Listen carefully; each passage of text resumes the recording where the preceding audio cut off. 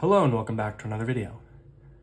In this problem, we're told to let f and g be linear functions with equations f of x is equal to m1x plus b1 and g of x is equal to m2x plus b2. We're asked, is f of g also a linear function, and if so, what is the slope of its graph? So to just find if this question is true, right, is it also a linear function, we have to do the composition.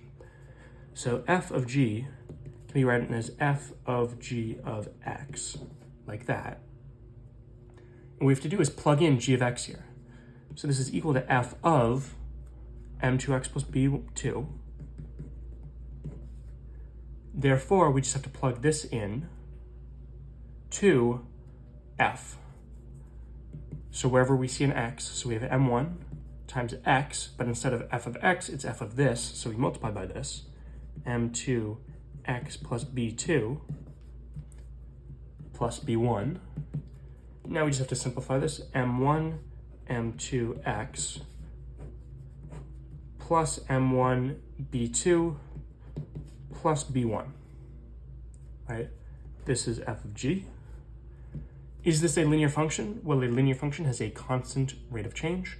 We can see here that we have slope-intercept form, right? We have our dependent variable, the composition, is equal to our slope, m1, m2, x, plus our y-intercept, b, where the slope equals m1, m2, and the y-intercept, were it to be graphed in the xy plane, is m1, b2 plus b1.